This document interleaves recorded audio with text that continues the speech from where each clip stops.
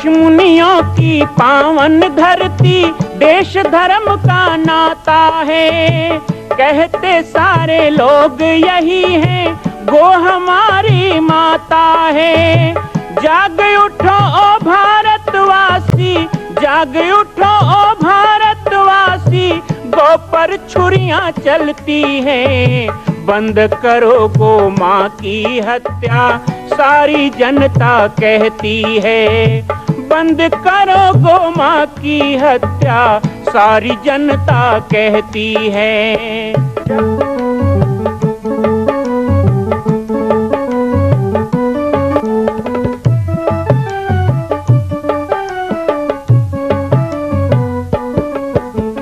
जगह जगह पर बूचड़ खाना, लाखों गौएं कटती हैं।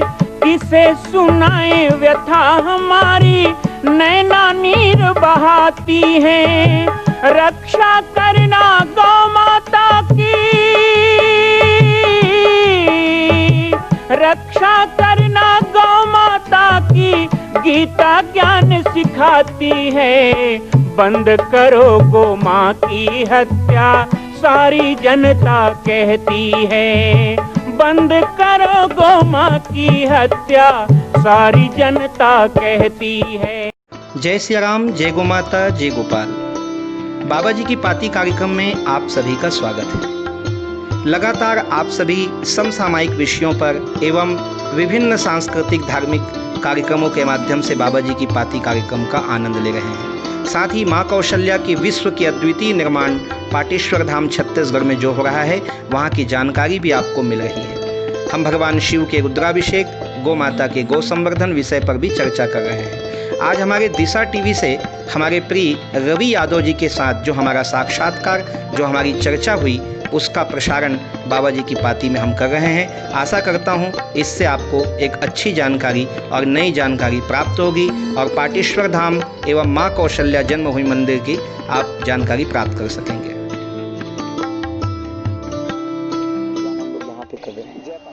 जिस तरीके की आपकी ये विशाल योजना है महाराज श्री जी, दिशा चैनल की, और ये शुभकामनाएं हैं कि भगवान इसको, आपकी योजना को मूर्त रूप दे और पूर्ण करे।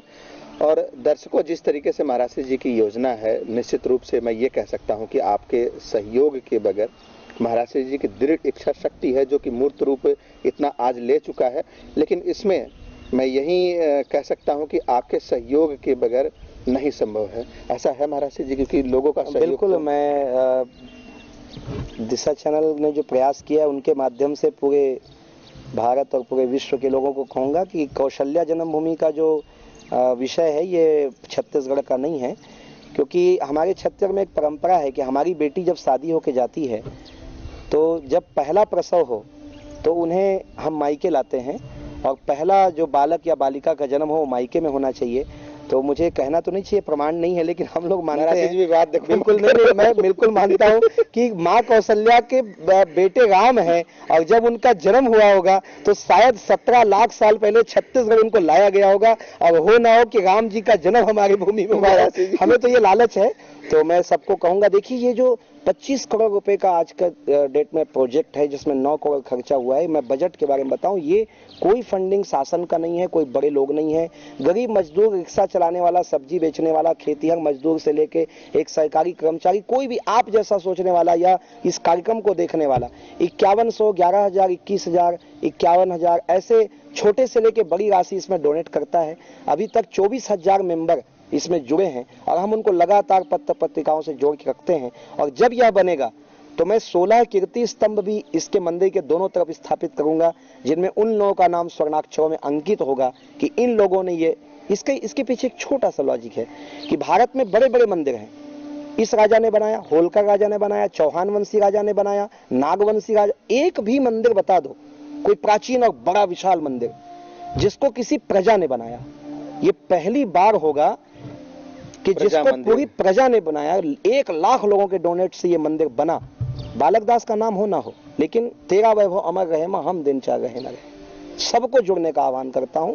सहयोग नहीं, आपका कर्तव्य, आपकी जिम्मेदारी समझकर इसमें अंश लगाइए। जरूर माँ कौशल्या आपको खुशियों से भरेगी।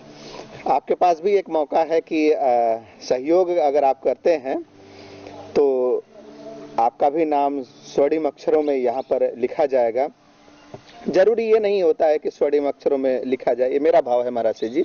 जरूरी ये नहीं है कि स्वर्णिम अक्षरों में लिखा जाए, लेकिन निश्चित रूप से अगर इतना भव्य और विशाल और इतना पुनीत काम इस धरा पर हो रहा है तो निश्चित रूप में हम लोग पुण्य अर्जित करने के लिए, दान पुण्य की हमारी एक परंपरा है, सनातन परंपरा है, तो उस परंपरा को बनाए रखने के लिए, पुण्य अर्जित करने के लिए भी आप लोग ऐसा कर सकते हैं अपने सामर्थ्य के। इसमें बस एक सेकंड बोलूंगा कि दान उसे कहते हैं जो किसी को दे दिया जाए।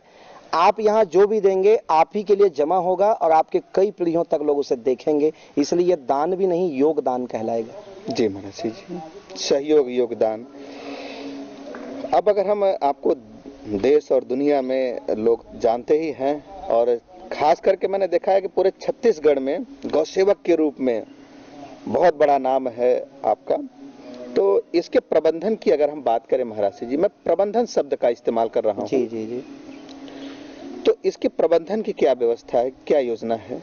देखिए, मैंने दो चीज देखा 1997 में। वैसे बहुत बचपन से मैं यहाँ आ गया, लेकिन 1997 में जब समाज से सीधे जुड़ा, कथा प्रवचन रामायण के माध्यम से, तो मैंने एक दो चीज देखा लोगों में।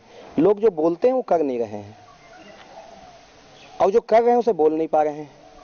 तो ये दो चीज के लिए मैंने कहा कि गौ माता की जय बोलते हो लेकिन गाय को खुद बेचते हो। गाय की हत्या हो जाती है बाहर प्रदेश में जाकर के। तो हमने सबसे पहले लोगों को कहा अपने घर की गाय मत बेचो। जब कहा कि बिक रहा है उसका क्या करें, तो हमने आक्रामक को अपनाया, तस्करी रोकना, छापा मारना, लोगों को पकड़ना, शासन का सहयोग लिया। गौ सेवा आयोग का गठन छत्तीसगढ़ में हुआ, फंडिंग शुरू हुआ, गौशालाएं खड़ी की। 97 में 7 गौशाला थी, आज 140 गौशाला पूरे प्रदेश में चल रही है। और लगभग 55,000 वो गौवंश जो दूध नहीं दे सकती, बूढ़ी हैं, लाचार हैं, जिनको लोग इधर उधर ले जाते हैं, वो समाज के दान चंदे से गौशालाओं में पल रहा है। अब आगे के प्रबंधन की योजना, दो शब्द में हम ये चाहते हैं कि एक गाय के पीछे प्रतिदिन 30 से 40 रुपए खर्चा है, उसका चारा पानी, दवाई, रखरखाव, चरवाहे का 30-40 रुपए। तो क्यों ना हम गौशाला में ही एक गाय के पंचगव्य से 30 रुपए पैदा करें। तो हमने छोटी छोटी मशीनें और प्रकल्प शुरू किया है ताकि हम किसी के सामने हाथ ना फैलाएं और गौशाला सदा चलती रहे, गौ माता की सेवा होती रहे। दूध दही तो खैर उतना नहीं हो पाता है, आगे है कि दूध दही भी गौशाला में हो और घी दूध से भी कुछ पैसा मिले। लेकिन एक चीज जो गाय, बछड़ा, बैल जन्म से लेकर मृत्यु के दिन तक देता है वो है गोबर। उसका नाम ही गोबर है। और हमारे शास्त्रों में कहा गोमय वस्ते लक्ष्मी। ये एक संकेत है, लोगों को बताया गया कि यदि तुम्हें लक्ष्मी चाहिए तो बेटा मैंने खजाना गोबर में ही गड़ा दिया है, उसी से तुम पूरी गौशाला और अपना घर परिवार चला सकते हो। हम भूल गए उसको फेंकने लगे कूड़ा में। आज हमने गोबर से लकड़ी बनाना शुरू किया, मशीन बनाई, गोबर से गमला बनाओ, गोबर से लकड़ी बनाओ, गोबर से धूप बत्ती बनाओ, गोमूत्र से गोनाइल बनाओ। छोटी छोटी मशीनें बनाई हैं, एक घर में चल सकता है। वो लकड़ी ईंट भट्ठा वाले खरीद रहे हैं, वो लकड़ी चिता जलाने के काम में आ रहा है, वही लकड़ी चूल्हा में जलाने के काम आ रहा है। कल को बड़ी फैक्ट्रियों में लोहा गलाना, कोयले की जगह उसका उपयोग किया जाए। जंगल भी नहीं कटेंगे, लकड़ी भी, पेड़ भी बचेंगे और गोबर का कीमत गौपालक को मिलेगा। तो ये गौशालाओं में हमने प्रकल्प चालू किया। ये तो बहुत बड़ी योजना है महाराज जी। इसको अगर कर देते हैं, अगर ये मूर्त रूप ले लेता है, अगर इसमें सरकार का भी अगर सहयोग मिलता है तो बिल्कुल इससे बड़ा तो कुछ काम हो। सरकार का भी सहयोग इसमें हमें मिलेगा, ऐसा हम उम्मीद कर रहे हैं, क्योंकि वर्तमान सरकार ने घोषणाएं की है। लेकिन इसके साथ समाज का सहयोग ज्यादा जरूरी है। वो लोग इन चीजों का उपयोग करें, इसे खरीदें। सरकार का मतलब इसलिए कि लोगों के अंदर जन जागरूकता पैदा करना महाराज जी, पेपर के माध्यम से, टेलीविजन के माध्यम से, प्रचार माध्यमों से। तो उसका जब प्रचार प्रसार लोगों तक पहुंचेगा तभी तो लोग इसका लाभ ले सकते हैं। अभी हमने छत्तीसगढ़ सरकार को यही कहा है कि जो बाहर प्रदेश से अन्य चीज आता है, कोयला वगैरह आता है या ईंट भट्टे में लकड़ी को जलाना, आप बिल्कुल बैन लगा दें, प्रतिबंधित कर दें, तो गोबर की बिक्री बढ़ जाएगी, मशीनें बढ़ जाएंगी। मशीन के लिए सब्सिडी दिया जाए, उसके लिए एक मार्केट बनाया जाए। तो इससे क्या होगा कि 1 किलो गोबर का लगभग 7 से 10 रुपए कीमत लोगों को मिलना चालू हो जाएगा। और एक गाय एक दिन में यदि 20 किलो भी गोबर देती है तो आप सोच सकते हैं कि 100-150 रुपए का तो गोबर ही बिकेगा, तो कितना पैसा आएगा और उस पैसे से ही गौशाला चल जाएगा। मैं तो भारत देश के अन्य गौशाला वालों को भी कहूंगा जो इस चैनल के माध्यम से मुझे देख रहे हैं, आप मुझसे कांटेक्ट करें और जरूर मैं आपका सहयोग करूंगा। स्वावलंबी गौशाला और गौशाला अपना प्रबंधन स्वयं करे, तभी गाय बचेंगी और गाय सुरक्षित रहेंगी।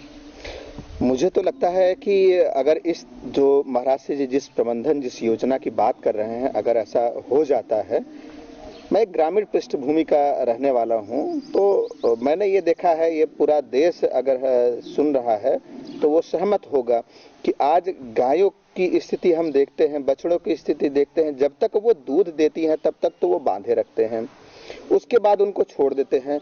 छोड़ने के बाद स्थिति ये होती है कि जो खेत खलिहान और जो धान गेहूं और भी जो फसलें हैं, काफी बड़े पैमाने पर नुकसान होता है। एक साथ 100, 150, 20, 25 गाय जिस खेत खलिहान में चली जाएंगी, वो तो खेत खलिहान नष्ट हो जाएगा, चौपट हो जाएगा। अगर हम इसको रोजगार तरीके से इसको प्रबंधन तरीके से अगर जोड़ दें, तो मुझे लगता है कि महाराज जी ने जैसा कहा कि जन्म देने से लेकर के मरते दम तक गाय गोबर तो जरूर देती है, तो ऐसे में अगर हम इसको रोजगार के तरीके से रोजगार से जोड़ देंगे, तो मुझे लगता है कि वो न खेत खलिहान चौपट होगा, न लोग इसको छोड़ेंगे, और जन्म देने से लेकर के मरते दम तक अपने घर में पाधे रखेंगे। नहीं, हमारे ऋषि मुनियों ने उसका नाम ही रखा है गोबर। वो गाय का सबसे बड़ा वरदान दूध दही नहीं है, गोबर ही है, गोबर ही नाम है उसका है। और ये जो गाय का प्रबंधन है ना रवि जी, ये मैंने एक चीज देखा, मैं जैसे ही गाय से जुड़ा, आपने कहा कि छत्तीसगढ़ में हर कोई आपको जानता है या लोग गौ सेवक कहते हैं। देखिए, भगवान कृष्ण गाय से जुड़े तो वो सबके प्यारे हो गए। राम जी ने कहा मैं गाय की रक्षा करूंगा, वो सबके प्यारे हो गए। जो गाय से जुड़ता है ना, गाय उसको सबसे जोड़ देती है। आज छत्तीसगढ़ में जहां भी गया, यहाँ के लोक सांस्कृतिक मंडलियां वो बिखरी हुई थी, यहाँ के अच्छे अच्छे नाचने वाले वनवासी आज बड़े मंचों में नहीं गए, इसीलिए वो उपेक्षा के शिकार थे। तो उनको भी हमने बड़े मंचों में पहुंचाने का प्रयास किया, उनके लिए मंच निर्माण करना कि हम कुंभ में जाएंगे तो हम डीजे साउंड बैंड नहीं बजाएंगे, हम अपने गांव का कल्चर लेके जाएंगे, जो नेचुरल लोग हैं, जो उसके लिए समर्पित हैं, जो जमीन के लिए करते हैं। यानी कि पाटेश्वर धाम की जो योगदान है, जो सहयोग है, वो सामाजिक क्षेत्र में भी है। 3 क्षेत्रों में समाज के लिए हमने सबसे पहला नशा उन्मूलन किया, शराबबंदी, और इसके साथ साथ जो भी नशा व्यसन से लोग पीड़ित हैं उनको भी हमने संरक्षण दिया, इलाज किया, सुधार किया। दूसरा हमने किया महिला सम्मान के दृष्टिकोण से, बालिका को अधिकार मिले, माताओं को सम्मान मिले। हम कहीं यज्ञ भी करते हैं तो नवरात्रि में कन्या पूजन आपने सुना होगा, हमने एक नई परंपरा छत्तीसगढ़ में शुरू की, सुहागन पूजन। क्यों? कन्या आई कैसे? माँ के कारण। तो 108 सुहागन महिलाओं को बैठाना, उनका चरण पखारना, पूजन करना, मेहंदी टीका देना, साड़ी वस्त्र देना, बढ़िया भोजन करा के उनका आशीर्वाद लेना, ये सुहागन पूजन की परंपरा। तो मातृशक्ति का सम्मान। और तीसरा जो मैंने कहा, लोक संस्कृति, यहाँ का जो खान पान, पहना ओढ़ाव, जो भारतीय वेशभूषा है, हम नृत्य भी करें तो अंग वहां कपड़े में क्यों करें, बम्बैया स्टाइल क्यों अपनाएं? जब हमारा गांव समृद्ध है, हम उसी वस्त्र में, उसी नृत्य शैली में सब कुछ करें, ये अपने लोक संस्कृति के लिए। यहाँ के जो जनजाति परंपराएं हैं, जो नृत्य हैं महाराज जी, उनके लिए क्या करते हैं? देखिए, 2 चीज से है, एक तो अपने मंचों में उनको स्थान देना, बुलाना, उनका सम्मान करना। पहली बात तो वो एक हीन भावना उनके अंदर है कि भाई मैं छोटा सा गांव का हूँ, ऐसा नहीं। उनको लगना चाहिए कि उसका गांव ही विश्व क्षितिज पे आएगा। और दूसरा, शासन से भी उनको जोड़ना, शासन की जो योजनाएं उनमें उनको जोड़ करके उनको प्रोत्साहन देना। एक मेरा व्यक्तिगत सवाल है, मेरे अंदर का भाव है महाराज जी, मैं समझ हो सकता है कि पूछना चाहिए कि नहीं, लेकिन आपका संत जीवन में कैसे आना हुआ? बहुत संक्षिप्त में इतना ही कहूंगा कि संत बना नहीं जाता है, शायद वो बना हुआ या कुछ पूर्व जन्म का कुछ रहता है, हमारा लेन देन समाज से, तो वो उसमें आना पड़ता है। लेकिन मेरे संत जीवन की जो यात्रा है वो मेरे पूज्य माता पिता के द्वारा शुरुआत हुई, क्योंकि माता पिता ही पहले गुरु संसार में माने गए हैं। तो मेरे माता पिता ने गुरुदेव को यहाँ जंगल में देखा, उस जमाने की बात है 1984-85, जब ये घनघोर जंगल था, कुछ भी नहीं था, सड़क बिजली कुछ नहीं, पगडंडी थी। वो आए, गुरुदेव को घने जंगल में धुनी में बैठे देखा, तो उनके मन में पता नहीं कैसी क्या इच्छा हुई। मैं अपना सौभाग्य मानता हूँ कि ऐसे माता पिता मुझे मिले। जो लोग कहते हैं कि ये कमाए खाए परिवार बनाए, लेकिन उन्होंने कहा नहीं, ये हमारा संत बने बालक। और वो कहते हैं, मैं तो उस समय 9 साल का था, पर वो कहते हैं कि मेरे अंदर भी कुछ ऐसी बात थी कि मैं संतों की तरफ आकर्षित होता था। तो उन्होंने लाके गुरुदेव के चरणों में मुझे 1986 में यहाँ अर्पण 9 साल की उम्र में? मैं 9 साल का ही था और ये सब घनघोर जंगल था। कभी कभी गुरुदेव 2-3 दिन के लिए चले जाते थे, तो अकेले 2-2 दिन भी मुझे यहाँ एकांत में धुनी में रहना पड़ता था। और बस जंगल में बंदरों के साथ खेलना, चिड़िया चौगुन के साथ खेलना, कुछ वनवासी बच्चे आए उन्हीं के साथ करना। 1 से 1.5 साल वो मेरा रहा रूटीन। 1 से 1.5 साल के बाद मंच में बैठना शुरू हो गया मेरा, और लगभग 10-11 साल की उम्र में। तो 11 साल की उम्र में जो मैंने मंच पकड़ा है, तो चाहे फिर राम जन्मभूमि आंदोलन हो, गौरक्षा हो, धर्मांतरण का विषय हो, गाय का मामला हो, फिर नशा उन्मूलन हो, सब चीज, बलि प्रथा गांव-गांव में होती थी, उसके लिए लड़ना, जीव हत्या रोकना, तो वो फिर कभी पीछे मुड़ के नहीं देखा। तब है और आज है, मुझे खुद नहीं पता कि ये 11 साल की उम्र और आज 40 साल की उम्र की क्या सफर है, कैसा है। तो यही बस संत जीवन है, सेवा जीवन है, लोगों का प्यार है, बहुत इसमें है। मतलब मुझे तो मेरे माँ ने यही कहा, मेरे गुरुदेव ने भी कहा, मेरे माँ ने ये कहा कि देखो, जन्म देने के बाद माँ बाप चाहते हैं कि मरु तो मेरा पिंडदान, मुझे मोक्ष मेरा बेटा दे, लेकिन तुम घर में रहोगे तो हमारा केवल पिंडदान या मोक्ष करोगे, लेकिन इस क्षेत्र में जाओगे तो हजारों और लाखों माता पिता को तुम मुक्ति का मार्ग दिखाओगे। उन्होंने गुरुदेव को दे दिया, लेकिन मेरे गुरुदेव की दया और उदारता देखिए, पूज्य राजयोगी बाबा जी, जिन्होंने कहा कि नहीं, तुम मेरी संपत्ति नहीं हो, यदि तुम्हारे माँ बाप ने अपने कलेजे का टुकड़ा मुझे दिया है तो मैं भी तुम्हें समाज को सौंपता हूँ। मैं ये नहीं कहूंगा तू मेरे पांव दबा, मेरे सेवा मेरा, तू समाज को देख, उसके काम में कर, उसकी सेवा ही मेरी सेवा है।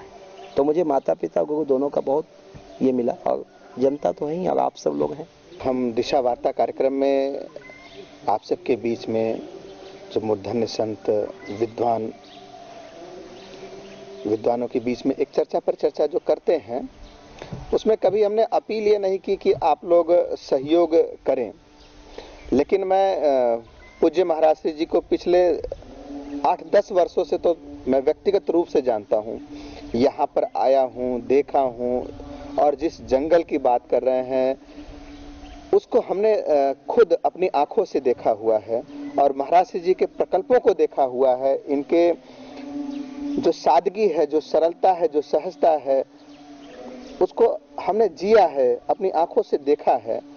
तो मैं आप सबसे यही कहूंगा कि आप निश्चित रूप से इस पुनीत काम में आप लोग भी सहयोग दें, दान दें, जो बन पड़ता है वो। आर्थिक सहयोग ही सहयोग नहीं होता है।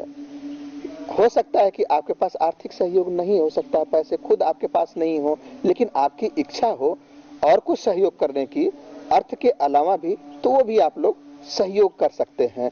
ये मैं आप सबसे अपील कर रहा हूं, इसलिए कर रहा हूं कि हमने स्वयं देखा है, और हमारे ऊपर भी, चलिए छोड़ दीजिए, हमारी भी बात छोड़ दीजिए, एक बार आप सब आइए पाटेश्वर धाम, यहाँ पर देखिए, यहाँ पर आप लोगों को लगता है तब आप लोग जो भी सहयोग हो सकता है, मैं पुनः कह रहा हूं कि आर्थिक सहयोग ही सहयोग नहीं होता है, अन्य सहयोग भी हो सकता है, उस तरीके का भी आप सहयोग कर सकते हैं। एक बार पुनः हम मूल विषय पर आते हैं। महाराज श्री जी, इस मंदिर के बारे में अगर आप हमारे दर्शकों को कुछ बताना चाहें, कुछ कहना चाहें, क्योंकि समय का इशारा हो चुका है, प्रोग्राम को यहीं पे विराम देना है, तो हम चाहेंगे कि इस प्रोग्राम को विराम दे कि उसके पहले इस मंदिर के बारे में जनता से कुछ, हमारे दर्शकों से अपील करना चाहें।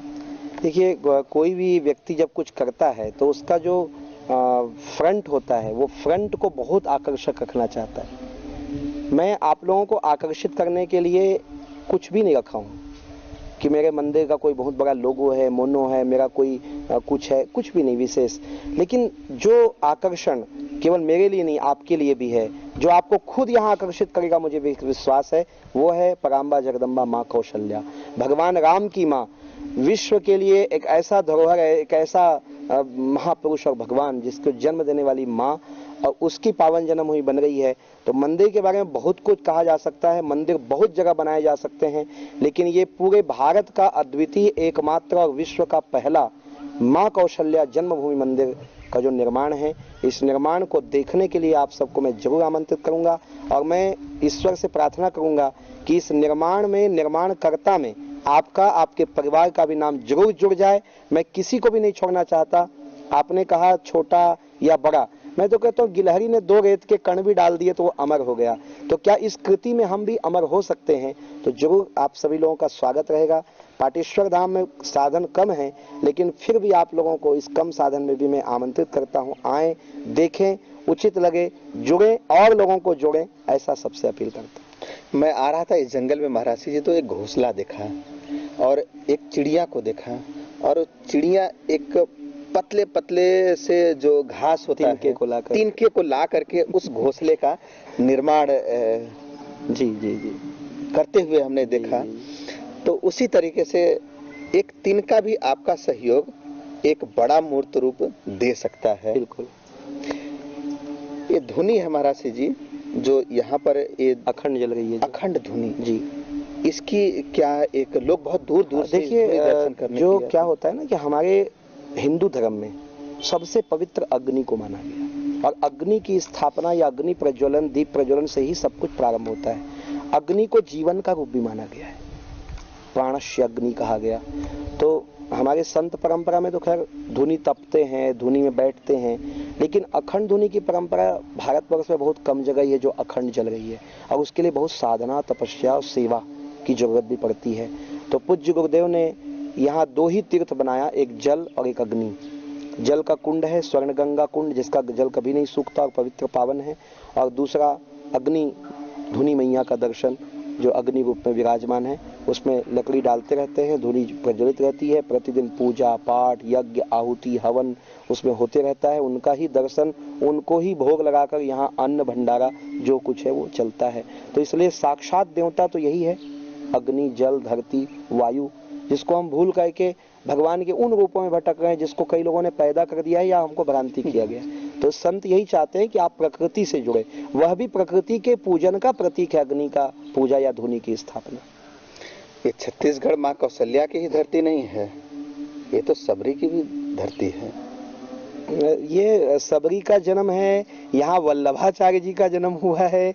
वल्लभाचार्य जी तो जा रहे थे काशी, पर उनको यहीं प्रसव पीड़ा हुई माता को, तो चंपारण में उनका जन्म हो गया। ये धरती कर्षण भूमि है, ये खींच लेती है, जैसे आपको खींच के ले आई और बहुत लोगों को भी खींचेगी आपके चैनल के माध्यम से। और इतना ही नहीं, भगवान कृष्ण की ससुराल भी है ये। भगवान कृष्ण की पूरे छत्तीसगढ़ को संक्षिप्त में ही बता दीजिए। भगवान कृष्ण की 8 पटरानियों में मुख्य पटरानी जो सत्या नाम की पटरानी है, नग्न जीता, वो छत्तीसगढ़ की बेटी है। 7 बैलों को नाथ कर, यानी यहाँ के बैल कितने मजबूत थे 5000 साल पहले, कि उन बैलों को नाथने के लिए भगवान को आना पड़ा, कोई नहीं नाथ पाता था। वो स्वयंवर की घोषणा थी कि 7 बैलों को जो नाथ दे वो मेरी बेटी से विवाह करे, राजा नग्नजीत, महासमुंद, महानदी के किनारे। तो ये भी है। यहाँ बाणासुर की राजधानी थी, जिसको आजकल सिरपुर कहा जाता है। भगवान कृष्ण, भागवत में कथा है, वेदों में कथा है, भगवान कृष्ण आए, बाणासुर का उन्होंने नाश करवाया, और वो 16000 वेद की ऋचा जो उसके कैद में थी, उससे विवाह करके 16000 पटरानियों के पति कहलाए। तो ये महाससुराल है उनका, जहाँ 16001 पटरानी उनको मिली, वो छत्तीसगढ़ है। और छत्तीसगढ़ नाम में भी बहुत अच्छी बात है। इसको भले हम 3 और 6 विषम देखते हैं, पर यह 63 की भूमिका हरदम निभाते आया है। पूरे भारत के हर प्रदेश के लोग आपको छत्तीसगढ़ मिलेंगे और प्रेम से यहाँ बसे हैं, उनको कोई नुकसान नहीं होता। इसको बहुत सुरक्षित लोग मानते हैं, इस प्रदेश को। बहुत अच्छी परंपरा यहाँ की। इसको आमतौर से लोग मैं ये कहते हुए सुना है, हमारा छत्तीसगढ़िया सबसे बढ़िया छत्तीसगढ़िया सबले बढ़िया। अब वो इसलिए कहते हैं क्योंकि वो सबके लिए बढ़िया है, खुद के लिए बढ़िया नहीं है। मैं इसमें नहीं हूँ, और मैं इसी काम में लगा हूँ कि आज पूरा छत्तीसगढ़ जगन्नाथ में देखेगा, पूरा छत्तीसगढ़ इलाहाबाद में देखेगा, पूरा छत्तीसगढ़ बद्रीनाथ में दान करेगा, पूरा छत्तीसगढ़, लेकिन यहाँ कुछ हो जाए इसके लिए छत्तीसगढ़िया बहुत उदासीन है। तो मैं कहता हूँ आप छोड़ो कि हम जगन्नाथ जाएंगे, हम बद्रीनाथ, हम ही क्यों जाएं, पूरी दुनिया को यहाँ बुलाएं। यहाँ भी कुछ ऐसा बने कि हजारों साल से हमने दुनिया में दान किया है और दुनिया में जाके तीर्थों का सम्मान किया है। अब पूरा छत्तीसगढ़ और छत्तीसगढ़ के बाहर के लोग भी मिलकर के सहयोग देंगे, छत्तीसगढ़ एक ऐसा बनेगा कि पूरा विश्व यहाँ आएगा, तब हम कहेंगे छत्तीसगढ़िया सबसे बढ़िया। चलिए, समय का इशारा हो चुका है और प्रोग्राम को यहीं विराम देना पड़ेगा। और हमारी अपील भी है कि आप दूसरे जगह क्यों जाते हैं, ऐसा अपने आप को बनाइए और इस तरीके से इस विशाल माँ कौशल्या मंदिर को भव्य रूप से बनाइए कि लोग यहाँ, देश दुनिया के लोग यहाँ पर आए और दर्शन करें। तो महाराज से जी इतना समय निकाला, इतनी अच्छी अच्छी जानकारियां हमारे दर्शकों को आपने दिया, इसके लिए बहुत बहुत धन्यवाद। प्रणाम। आप लोगों का भी बहुत बहुत धन्यवाद। जय सिया राम।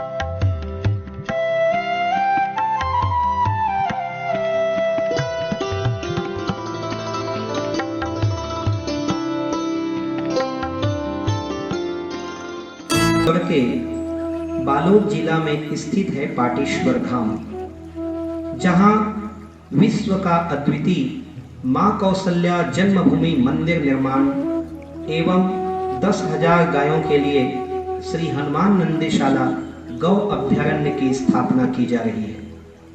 श्री पाटेश्वर धाम के आध्यात्मिक, धार्मिक एवं नित्य नवीन जानकारियों से जुड़ने के लिए हमारे YouTube चैनल राम बालक दास को सब्सक्राइब करें एवं घंटी का बटन दबाएं। जय सिया राम, जय गौ माता, जय गोपाल।